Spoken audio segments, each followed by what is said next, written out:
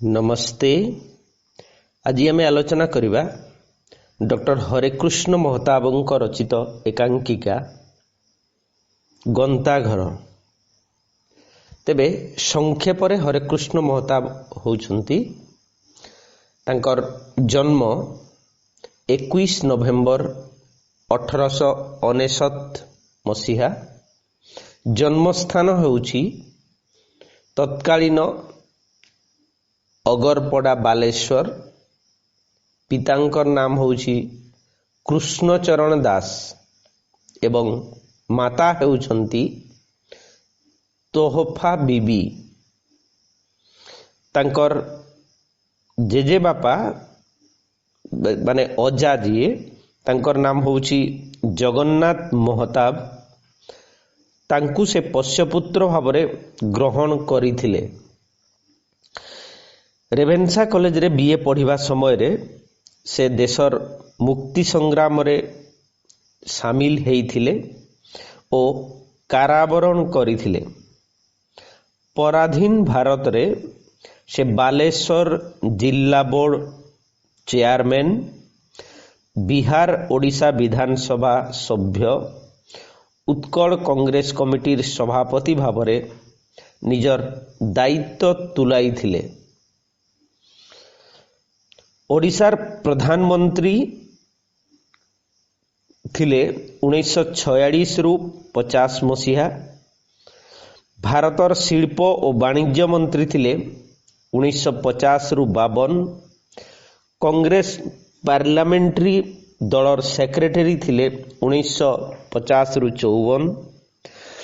बॉम्बे प्रदेश रो राज्यपाल थिले 1955 रु 1956 एवं ओडिशार मुख्यमंत्री भावरे 1957 रु 1961 मसीहा अति दक्षतार सहित से निजर कर्तव्य संपादन करिथिले।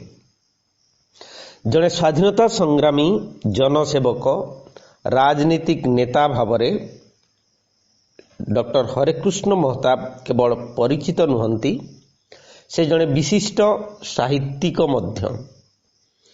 कर्ममय राजनीतिक जीवन रे सामान्य अवसर पाइले से साहित्य साधना करुथिले। तांकर विराट साहित्य सौध एई अवसर विनोदनर फलश्रुति बोली आलोचक माने कहंती। तेबे ए संपर्क रे तांकर स्पष्टीकरण हेउछि राजनीतिर कर्ममय जीवन रे हंतसंत होई जेतेबेले जेल आसीबाकू पड़े सेतेबेले टिकिए छाई रे बसी पड़िला भली मने हुए। सेतिकी बेले आपे आपे साहित्य आड़कू मन जाए।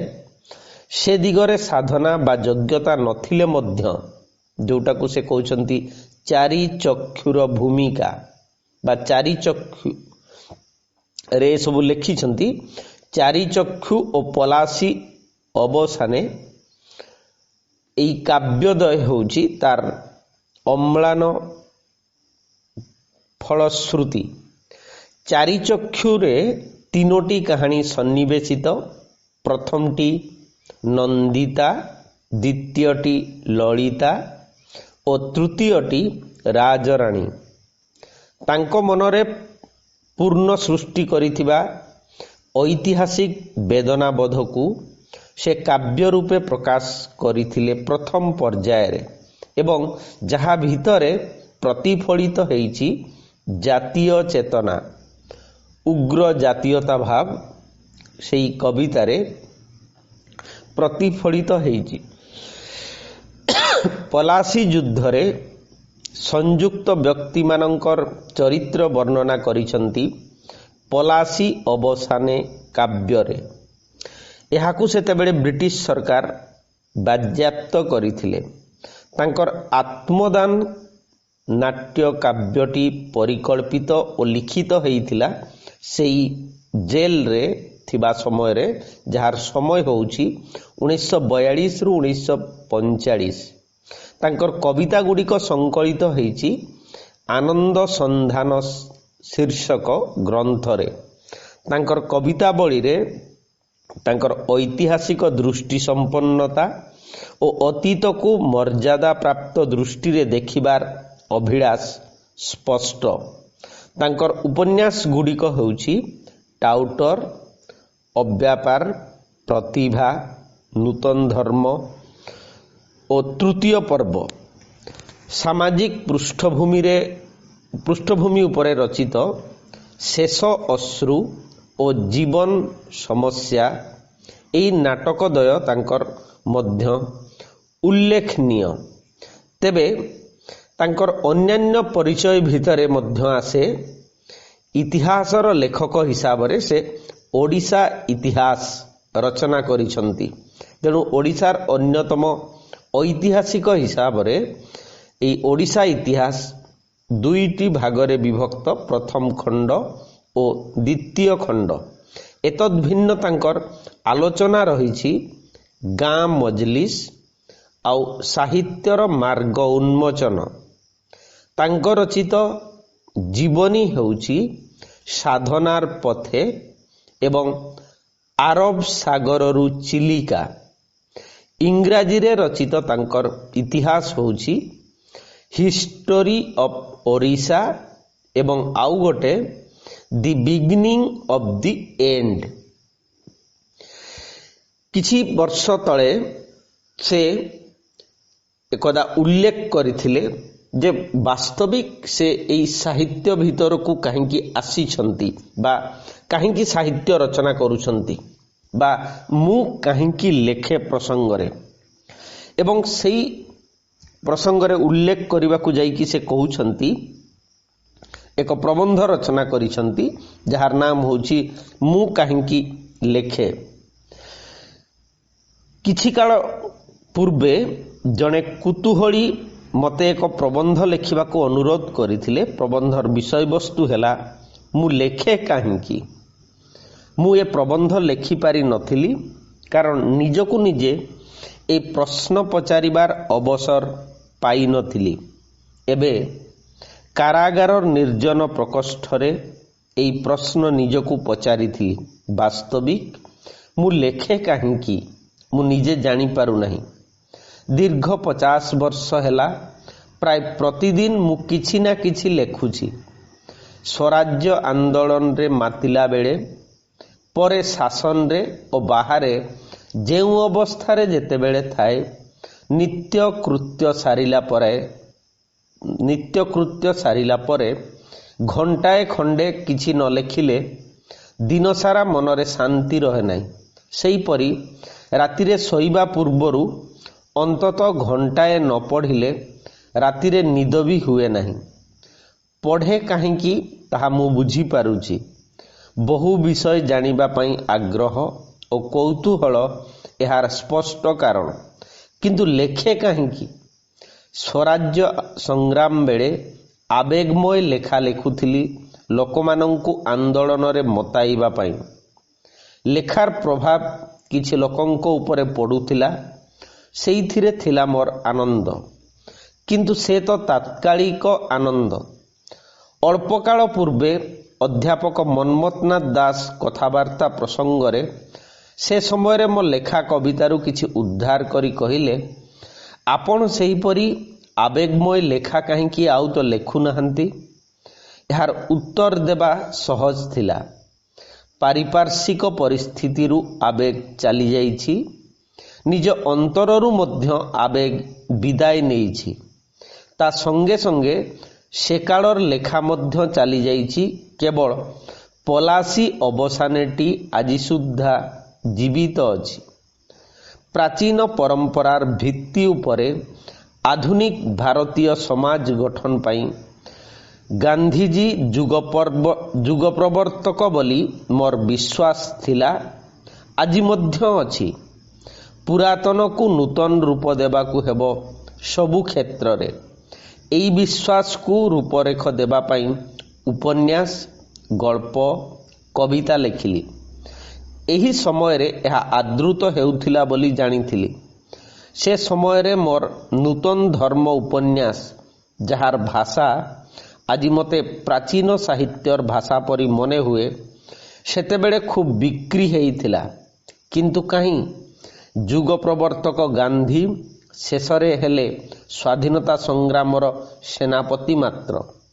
ସ୍ୱାଧୀନତା ପ୍ରାପ୍ତି ପରେ ସେନାପତିଙ୍କର ନାମ ମାତ୍ର ରହିଗଲା, କିନ୍ତୁ ନବଯୁଗ ପ୍ରବର୍ତ୍ତନ କୁଆଡ଼େ ଉଭେଇଗଲା।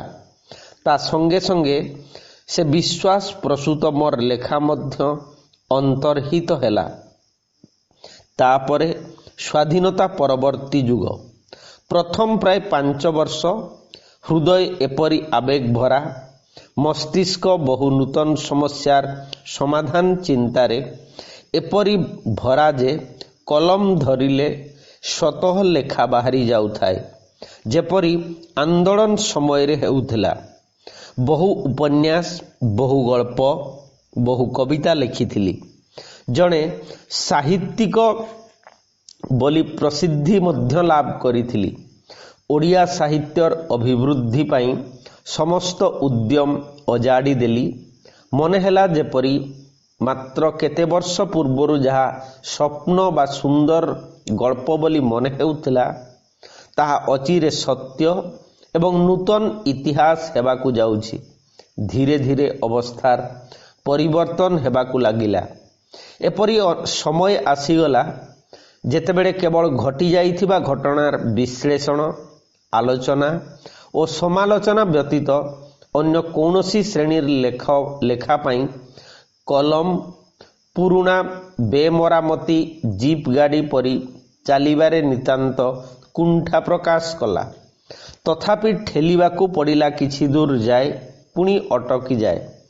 କେବଳ ଓଡ଼ିଶାରେ ନୁହେଁ, ଚାରିଆଡ଼ର ସାହିତ୍ୟ ମଧ୍ୟ ପାରିପାର୍ଶ୍ୱିକ ଅବସ୍ଥା ସହିତ ସାମାଜିକ, ରାଜନୈତିକ, ଅର୍ଥନୀତିକ, ସାଂସ୍କୃତିକ କୌଣସି ଅବସ୍ଥା ସହିତ ସମ୍ପର୍କ ନ ରଖି ଶୂନ୍ୟେ ଶୂନ୍ୟେ ବିଚରଣ କଲା। ମୋ ପକ୍ଷରେ ତାହା ସମ୍ଭବ ହେଲା ନାହିଁ, କାରଣ ମୁଁ ଛନ୍ଦି ହୋଇ ଯାଇଥିଲି ନିତାନ୍ତ ବନ୍ଧୁର ପଥ ଦଳଗତ ରାଜନୀତିରେ। ଅଳ୍ପ କେତେ ବର୍ଷ ଉତ୍ତାରୁ ସେଥିରୁ ମନ ହଟାଇ ନେବା ପରେ ମୁଁ ନିଜକୁ ଟିକେ ମୁକ୍ତ ଅନୁଭବ କରୁଛି। କିନ୍ତୁ ଲେଖିବି କ'ଣ? କାହିଁ 1921ର ଆବେଗମୟ ବାୟୁମଣ୍ଡଳ ଭାବ ସମୁଦ୍ରରେ ଲଘୁଚାପ ଘଟି ଲେଖାରେ ଝଡ଼ଝଞ୍ଜା ସୃଷ୍ଟି ହୋଇଯାଇଛି? କାହିଁ ପୁଣି ସ୍ୱାଧୀନତା ପରେ କେତେ ବର୍ଷର ନଭଶ୍ଚୁମ୍ବୀ ଅଭିଳାଷ ଓ ପରିକଳ୍ପନା? ପୁଣି କାହିଁ ଜୁଆର ଛାଡ଼ିଗଲା ପରେ ନଦୀର ଗଭୀର କର୍ଦ୍ଦମରେ ପଡ଼ିଯାଇଥିବା ନୌକା ପରି ଦେଶର ପାରିପାର୍ଶ୍ୱିକ ଅବସ୍ଥା? ଏହି ଅବସ୍ଥାରେ ଏପରି କିଛି ଲେଖା ଲେଖନୀରୁ ବାହାରିବ କି ଯାହା ଆଜି ନ ହେଲେ ମଧ୍ୟ କାଲି ସମାଜରେ ଜୁଆର ସୃଷ୍ଟି କରି ପଙ୍କରେ ପଡ଼ିଯାଇଥିବା ନୌକାଟିକୁ ପୁଣି ଥରେ ଭସାଇ ନେବ? ସେଥିପାଇଁ ଆଉ ବୟସ ଅଛି କି? ଏହା ହିଁ ଏ ଲେଖକର ଆଜିର ଭାବନା ଓ ପ୍ରାର୍ଥନା। ପାଶ୍ଚାତ୍ୟ କବି W.B. It's Jeevan Sara Ireland ପାଇଁ ଲେଖନୀ ଚଳାଇଲେ। ଯୁଦ୍ଧ ବିରୁଦ୍ଧରେ ତାଙ୍କର ଲେଖନୀ ଅବିଶ୍ରାନ୍ତ ଭାବରେ ଚାଳିତ ହେଲା। ମାତ୍ର ସେ ମୃତ୍ୟୁର କିଛି କାଳ ପୂର୍ବରୁ ଅନୁଭବ କଲେ ଯେ ଜୀବନ କ୍ଷେତ୍ରରେ ସାହିତ୍ୟ ନିତାନ୍ତ ଦୁର୍ବଳ।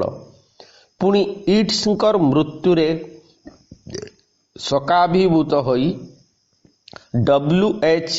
ଆଡେନ ସାହିତ୍ୟ ପ୍ରତି ବିତୃଷ୍ଣ ହୋଇ ଲେଖିଲେ, କବିତା ବା ସାହିତ୍ୟ ଦ୍ୱାରା କୌଣସି ଉଦ୍ଦେଶ୍ୟ ସାଧିତ ହୁଏ ନାହିଁ। ବାଲ୍ମୀକି ଏବଂ ବ୍ୟାସ ଚିରଞ୍ଜୀବୀ ସାହିତ୍ୟିକ ଥିଲେ ବୋଲି ବିଶ୍ୱାସ କରାଯାଏ, କାରଣ ସେମାନଙ୍କର ସାହିତ୍ୟ ଶତବର୍ଷ ପରେ ମଧ୍ୟ ଆଦୃତ ହେଉଛି ଏବଂ ସମାଜ ଉପରେ ପ୍ରଭାବ ପକାଉଛି। କିନ୍ତୁ ଏକଥା ଲୋକେ ଭୁଲିଯାଆନ୍ତି ଯେ ବାଲ୍ମୀକି ଓ ବ୍ୟାସଙ୍କର ନାୟକମାନଙ୍କୁ ପରାତ୍ପର ପରମେଶ୍ୱରଙ୍କ ସହିତ ଯୋଡ଼ି ଦିଆଯାଇଥିବାରୁ ସେମାନଙ୍କର ସାହିତ୍ୟ ବଞ୍ଚିଛି। ଯଦି ରାମ ଓ ଶ୍ରୀକୃଷ୍ଣ ଅବତାର ବୋଲି ଗୃହୀତ ହୋଇ ନଥାନ୍ତେ, ତେବେ ବାଲ୍ମୀକି ଓ ବ୍ୟାସ ମଧ୍ୟ ବିସ୍ମୃତି ଗର୍ଭକୁ ଚାଲିଯାଇଥାନ୍ତେ, ଯେପରି ବୁଦ୍ଧ ଚରିତର କବି ଅଶ୍ୱଘୋଷ। ତଥାପି ରାମାୟଣ ଏବଂ ମହାଭାରତ କ୍ଷିପ୍ର ଗତିରେ ଅସ୍ତଗାମୀ ସୂର୍ଯ୍ୟ ପରି ଦୂରଦିଗ୍ବଳୟ ତଳ ଆଡ଼କୁ ଗତି କରୁଛନ୍ତି। ଭବଭୂତି ତାଙ୍କ ସମୟରେ ସମାଲୋଚନାର ସମ୍ମୁଖୀନ ନ ହୋଇ ନିଜକୁ ନିଜେ ଆଶ୍ୱାସନା ଦେଇଥିଲେ, ଉତ୍ପତ୍ତ୍ୟସ୍ୟ ମମ କୋପି ସମାନ ଧର୍ମା କାଳୋ ହୟଂ ନିରବଧି ବିପୁଡ଼ାଚ ପୃଥ୍ୱୀ। ଭାଗ୍ୟବାନ ପାଶ୍ଚାତ୍ୟ ସାହିତ୍ୟିକ ସେକ୍ସପିୟର ତାଙ୍କ ପାଇଁ କାଳ ନିରବଧି ଓ ପୃଥ୍ୱୀ ମଧ୍ୟ ବିପୁଡ଼ା, ବାମନ ହୋଇ ଚନ୍ଦ୍ରକୁ ହାତ ବଢ଼େଇଲା ପରି ଏସବୁ କୃତି ସାହିତ୍ୟିକମାନଙ୍କର କଥା ମନକୁ ଆସେ। ସାନ୍ତ୍ୱନା ଦେବା ପାଇଁ ମୋତେ କେତେ କହନ୍ତି ଯେ ମୋ ଲେଖାରୁ ତତ୍କାଳୀନ ସାମାଜିକ ଓ ରାଜନୈତିକ ଅବସ୍ଥା ସମ୍ବନ୍ଧରେ ପରବର୍ତ୍ତୀ ଐତିହାସିକମାନେ କିଛି ପାଇବେ। ତା ଯଦି ହୁଏ ତେବେ ସେ ବି ଏକ ଆଶ୍ୱାସନା, କିନ୍ତୁ ଏତିକି ମୋର ସାହିତ୍ୟିକ ଜୀବନରୁ ଜାଣିପାରୁଛି, ତାକୁ ପୁଣି ଲେଖନୀରେ ରୂପାୟିତ କରିପାରୁଛି କି ନା ମୁଁ ଜାଣିପାରୁନି। ମନୁଷ୍ୟର ମନୁଷ୍ୟତ୍ୱକୁ କେନ୍ଦ୍ର କରି ସାହିତ୍ୟ ସୃଷ୍ଟି କଲେ ସେଥିରେ ସାହିତ୍ୟିକ ସନ୍ତୋଷ ଲାଭ କରେ। ସୃଷ୍ଟିର ବିଡ଼ମ୍ବନା ଏହି ଯେ ମନୁଷ୍ୟର ମନୁଷ୍ୟତ୍ୱ ସବୁ ଯୁଗରେ ସବୁ ସମୟରେ ମନୁଷ୍ୟ ଦ୍ୱାରା ହିଁ ଆକ୍ରାନ୍ତ। ମନୁଷ୍ୟର ଆକ୍ରମଣରୁ ମନୁଷ୍ୟତ୍ୱକୁ ରକ୍ଷା କରିବା ସାହିତ୍ୟର ଧର୍ମ ବୋଲି ମୋର ମନେ ହୁଏ। ସାହିତ୍ୟ କହିଲେ ବୁଝାଏ କେତେଗୁଡ଼ିଏ ଶବ୍ଦ ମାତ୍ର। ଅନ୍ତରରୁ ଯେଉଁ ଭାବ ଉଦ୍ଗତ ହୁଏ ତାହା ମସ୍ତିଷ୍କ ମାଧ୍ୟମରେ ଶବ୍ଦରେ ପରିଣତ ହୁଏ। ସେହି ଶବ୍ଦ ହିଁ ସାହିତ୍ୟ। କିନ୍ତୁ ମନୁଷ୍ୟ ଭିତରେ ମନୁଷ୍ୟତ୍ୱ ବିରୋଧୀ ଶକ୍ତି ଯେ ଅଛି, ସେ ଶବ୍ଦକୁ ନିୟନ୍ତ୍ରଣ କରିବା ପାଇଁ ଏତେ ଉଦ୍ୟମ କରେ ଯେ ତାହା ଫଳରେ ସାହିତ୍ୟ ଶେଷରେ ଉଦ୍ଦେଶ୍ୟବିହୀନ ହୋଇଯାଏ। ଋଷିଙ୍କର ଅନ୍ତର ପ୍ରସୂତ ଉପନିଷଦ କିମ୍ବା ସନ୍ଥ ବା ପୈଗମ୍ବରଙ୍କର ଅନ୍ତରର ପ୍ରେରଣାରୁ ସୃଷ୍ଟ ଐଶୀ ଦର୍ଶନ ବା ଏପରିକି ମାର୍କ୍ସ ପ୍ରଭୃତିଙ୍କର ଅନୁଭୂତିରୁ ଉତ୍ପନ୍ନ ବସ୍ତୁବାଦୀ ଦର୍ଶନ ମଧ୍ୟ ବିଭିନ୍ନ ଭାଷ୍ୟକାରଙ୍କ ହାତରେ ପଡ଼ି ଶବ୍ଦମାନଙ୍କର ଅର୍ଥ ଏତେ ଦିଗରୁ ଟଣାଟଣି ହେଉଛି, ସେଥିରେ ବିଚରା ପାଠକ ବିଭ୍ରାନ୍ତ ହେବ ସିନା, ଲେଖକଙ୍କର ଅନ୍ତରକୁ ତାଙ୍କ ଶବ୍ଦ ମାଧ୍ୟମରେ ସେ ପ୍ରବେଶ କରିପାରିବ ନାହିଁ। ଏଥିପ୍ରତି ଲେଖକଙ୍କୁ ମଧ୍ୟ ସତତ ଜାଗ୍ରତ ରହିବାକୁ ହେବ। ଏହାର ସ୍ଥୂଳ ଅର୍ଥ ହେଉଛି ଭାଷା ପ୍ରତି ମଧ୍ୟ ଦୃଷ୍ଟି ଦେବାକୁ ହେବ। ପ୍ରତ୍ୟେକ ଲେଖକଙ୍କର ଭାଷା ଏପରି ନିଜସ୍ୱ ହୋଇଯାଏ ଯେ ପଢ଼ିଲେ ଜଣାପଡ଼ିବ କିଏ ତାର ଲେଖକ। ମୋର ଭାଷା ସେହିପରି ମୋର ନିଜସ୍ୱ ହୋଇଯାଇଛି ବୋଲି ଅନେକ କହନ୍ତି। ସେଥିରେ ମୁଁ ଆନନ୍ଦ ଅନୁଭବ କରେ। ନିନ୍ଦନ୍ତୁ ନୀତି ନିପୁଣା ସ୍ତବନ୍ତୁ ବା। ତେଣୁ ଲେଖା ଚାଲିଛି ବିଧିର ନିୟମାନୁସାରେ ବନ୍ଦ ହେବା ପର୍ଯ୍ୟନ୍ତ। ଢିଙ୍କି ସ୍ୱର୍ଗକୁ ଗଲେ ବି ଧାନ କୁଟେ। କାରାଗାର ତ ସ୍ୱର୍ଗ ନୁହେଁ, ତଥାପି ସ୍ୱର୍ଗ ମନୁଷ୍ୟଠାରୁ ଯେପରି ଦୂରରେ, କାରାଗାର ସେହିପରି ଜନତା ଠାରୁ ଦୂରରେ। କାରାଗାରକୁ ଯାଇ ମଧ୍ୟ ନିତିଦିନ ନିୟମାନୁସାରେ ଲେଖିଛି। ଅଭ୍ୟାସରେ ଛାଡ଼ିପାରି ନାହିଁ, ଛାଡ଼ିବି ନାହିଁ ମଧ୍ୟ। ଜୀବନରେ ସେଇ ମୋର ଏକମାତ୍ର ସଉକ। ଏହା ମଧ୍ୟରୁ ଅନୁମାନ କରାଯାଇପାରିବ ଏହି ବ୍ୟକ୍ତିଙ୍କର ସ୍ପଷ୍ଟବାଦିତା, ଜୀବନଶୈଳୀ, ସାହିତ୍ୟ ସମ୍ପର୍କରେ ଦୃଷ୍ଟିକୋଣ ଏବଂ ନିଜର ବିଶ୍ୱାସ ସମ୍ପର୍କରେ। ଏହି ଲେଖକଙ୍କ ସମ୍ପର୍କରେ ଆଲୋଚକ ଡକ୍ଟର ରତ୍ନାକର ଚୈନୀ ଏକଦା ଉଲ୍ଲେଖ କରିଥିଲେ, କୋଣାର୍କକୁ କେଉଁ ଧରଣର ଓଡ଼ିଆ ଶିଳ୍ପୀ ଗଢ଼ିଥିଲେ ତାହା ଏବେ କେହି କଳ୍ପନା କରି ମଧ୍ୟ ବାସ୍ତବତାର ନିକଟବର୍ତ୍ତୀ କଥାଟିଏ କହିପାରିବେ ନାହିଁ। 7 ସମୁଦ୍ର 13 ନଈ ପାର ହୋଇ ଜାଭା, ବର୍ନିଅ, ସୁମାତ୍ରା ଓ ଲଙ୍କା ଆଦି ଦ୍ୱୀପପୁଞ୍ଜକୁ କେଉଁ ଧରଣର ଦୁଃସାହସିକ ଓଡ଼ିଆମାନେ ଯାଉଥିଲେ କେହି କହିହେବ କି?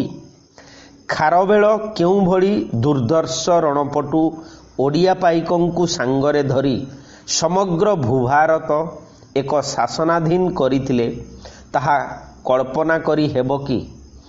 ବେଳେ ବେଳେ ମନେ ହୁଏ ସେମାନେ ନିଶ୍ଚୟ ମହତାବଜୀଙ୍କ ଭଳି ହୋଇଥିବେ। ହରେକୃଷ୍ଣ ମହତାବ ଆମ ସମୟର କଳ୍ପନା ନୁହନ୍ତି କିମ୍ବା ଅଲୌକିକ ଅବତାର ନୁହନ୍ତି, ବରଂ ରକ୍ତ ମାଂସଧାରୀ ଭୁଲ ଠିକ୍ର ବାସ୍ତବ ଯାଦୁକର। ତେଣୁ ତାଙ୍କରି ଭିତରେ ଅତୀତ ଓଡ଼ିଆର ପ୍ରଣୀତି ଅଣାଯାଇପାରେ।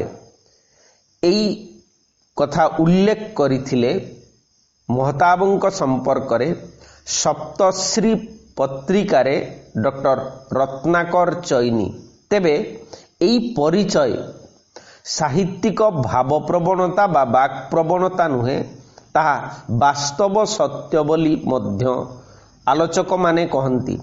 ସେ 1899 ମସିହାରେ ନଭେମ୍ବର 21 ତାରିଖ ଯେଉଁ ବାଲେଶ୍ୱରରେ ତାଙ୍କର ଜମିଦାର ପରିବାର ଭିତରେ ଜନ୍ମଗ୍ରହଣ କରିଥିଲେ, ପରବର୍ତ୍ତୀ ସମୟରେ ସ୍ୱାଧୀନତା ସଂଗ୍ରାମର ଅନ୍ୟତମ ସାରଥୀ, ଉତ୍କଳର ଯେଉଁ ନବ ଉତ୍କଳର ନିର୍ମାତା, ବିଶିଷ୍ଟ ଜନନାୟକ ଭାବରେ ମଧ୍ୟ ଏକ ସ୍ୱତନ୍ତ୍ର ପରିଚୟ ଛାଡ଼ି ଯାଇଛନ୍ତି। ରାଜନୀତି ତାଙ୍କର ବୃତ୍ତି, ଜନସେବା ତାଙ୍କର ଅଭ୍ୟାସ, ଇତିହାସ ଅଧ୍ୟୟନ ତାଙ୍କର ଧୀଶକ୍ତି, ସାମ୍ବାଦିକତା ତାଙ୍କର ଆବଶ୍ୟକତା, ତେବେ ସାହିତ୍ୟ ତାଙ୍କର ଜୀବନ। 1927 ମସିହାରୁ ଯଶସ୍ୱୀ ଲେଖନୀର ଅବିରତ ଚାଳନା ତାଙ୍କର ମୃତ୍ୟୁ ପର୍ଯ୍ୟନ୍ତ 1987 ମସିହା ପର୍ଯ୍ୟନ୍ତ ଅବ୍ୟାହତ ଥିଲା ଏବଂ ଏହି ବହୁମୁଖୀ ସାହିତ୍ୟ ପ୍ରତିଭାକୁ ପ୍ରତିଫଳିତ କରିପାରିଛି ତାଙ୍କର ଏହି ଲେଖନୀ ମାଧ୍ୟମରେ, ଯାହାର ନାମ ହେଉଛି ପ୍ରତିଭା, ଅବ୍ୟାପାର, ଟାଉଟର, ପଲାଶୀ ଅବସାନେ ଓ ଯୁଗ ସଂକେତ।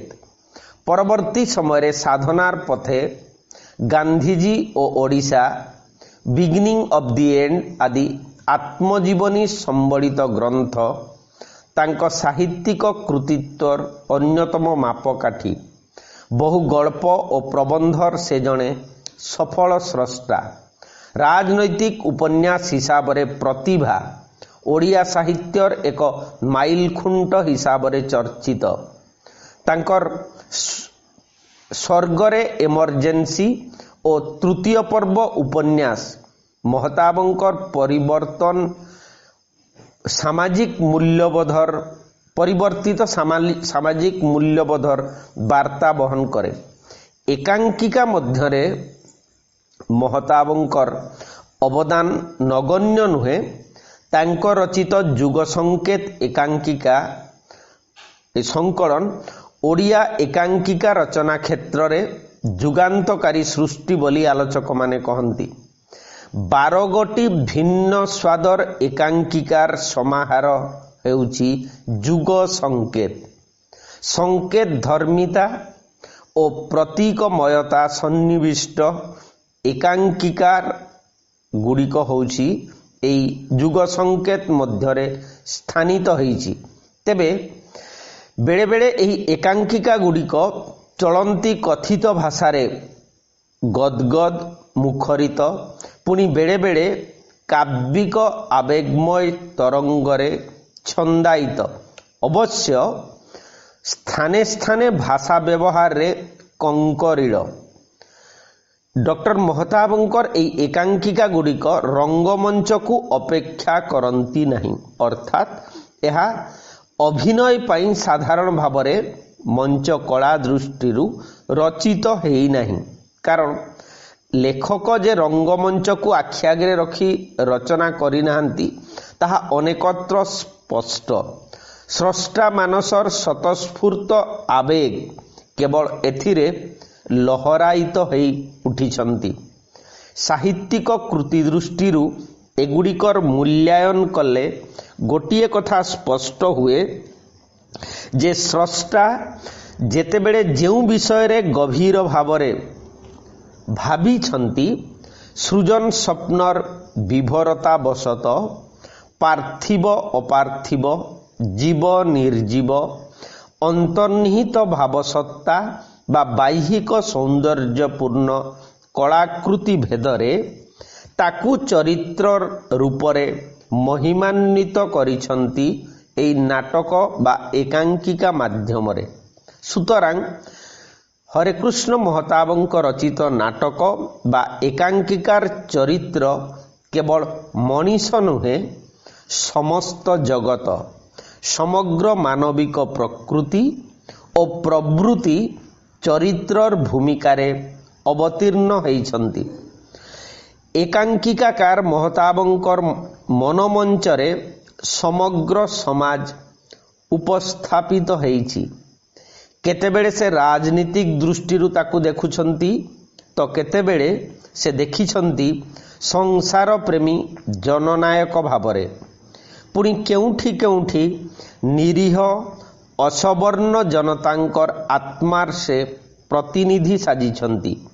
आउ केउठी प्रगतिर अंतिम पहाचर अभ्यर्थनाकारी साजी ठिया होइछंती। मंच नाटकर एक अंग मंच पाई उद्दिष्ट नाटक बा एकांकिका गुड़िकर दृश्यसज्जा उपरे गुरुत्व दिया जिबा उचित। सेई दृष्टिरु विचार कले महताबंकर केतेक एकांकिका सेमानंकर मंच मूल्य हराई बसिछंती। जेपरिकी प्रवंचनार प्रथम दृश्य जगन्नाथंकर सुसज्जित प्रकोष्ठ और द्वितीय दृश्य हेउची गोटिए क्लब रो सज्जित स्वरूप। एथिरे वर्णित प्रथम दृश्य परे द्वितीय दृश्यर उपस्थापना निश्चित भावरे मंच पाई असुविधा सृष्टि करिवो।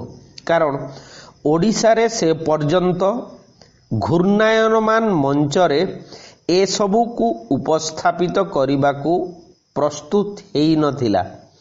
तेणु दुईटी आभ्यंतरीण दृश्य बा इनर सीन क्रमागत प्रदर्शन करिबार असुविधा परिस्थिति सृष्टि करे।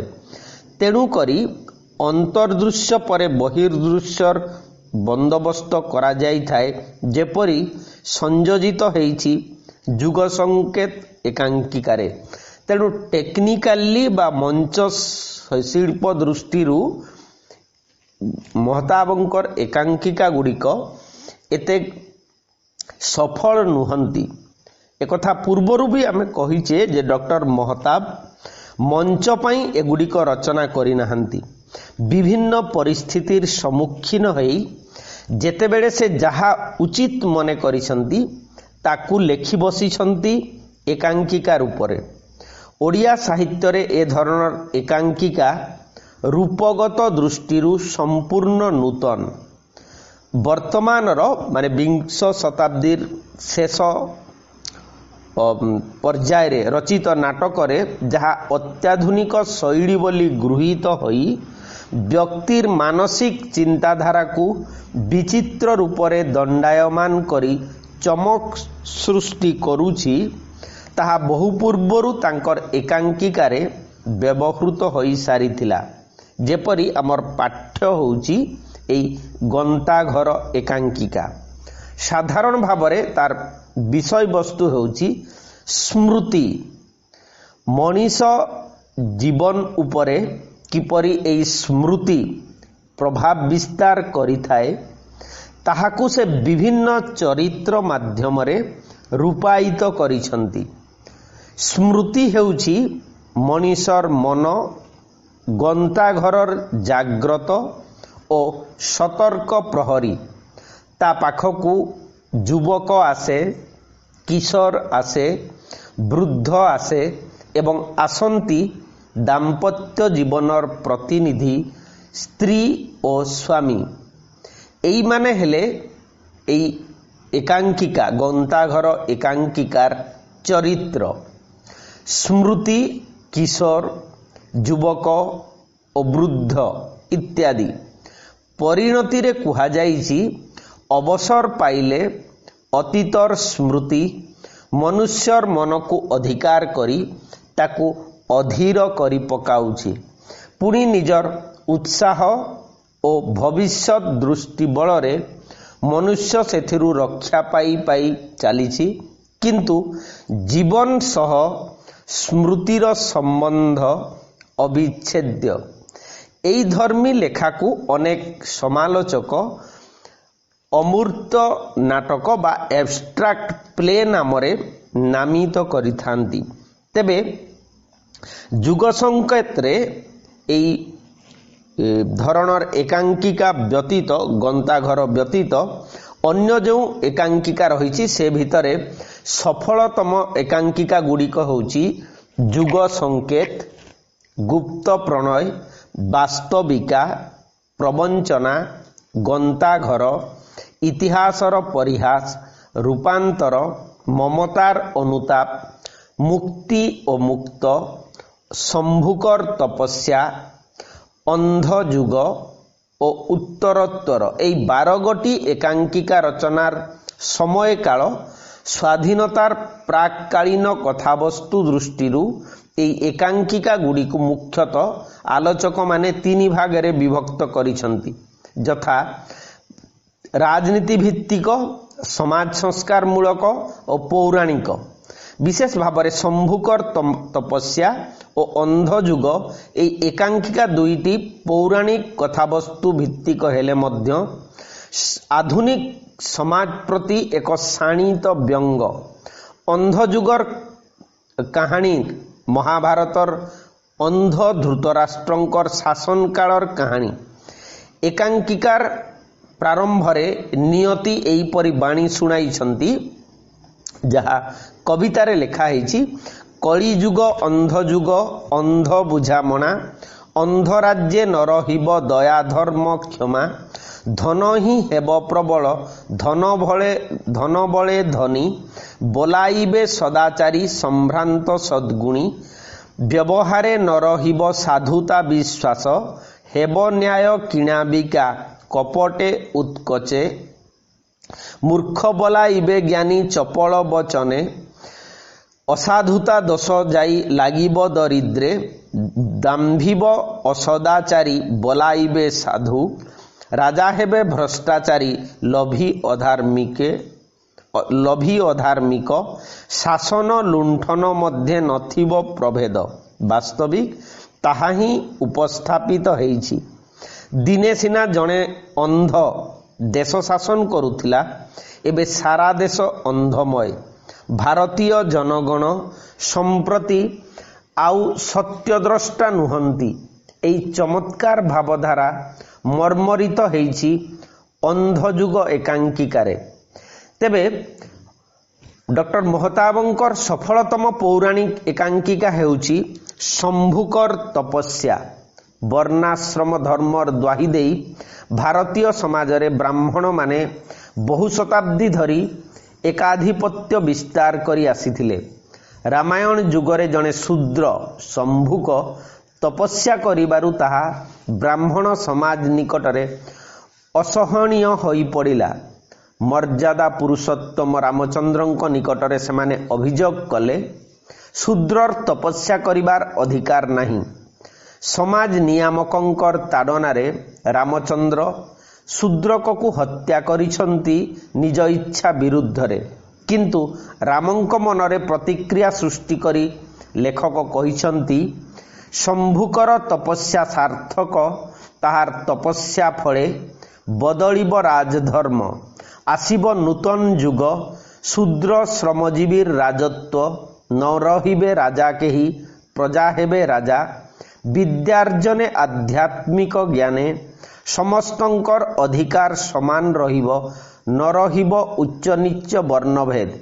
रामायण कहानीर यह एक अभिनव तर्जमा। नाट्यकार डी.एल. रायंकर नाटकीय संलाप शैली को एही एकांकिका दुईटी अनुसरण करिसंती।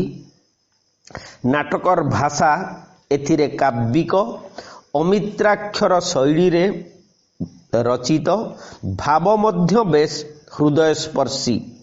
एतद्भिन्न तांकर अन्यान्य एकांकिका मध्य रहिछि जहा परवर्ती समय रे किछि सूचना देई आमे आलोचना करिबा। गंताघरर मुख्य विषय वस्तु कमेंट रे जहाँ चाहिए लिखिपारे। आज एतिकी थाऊ। नमस्ते, धन्यवाद।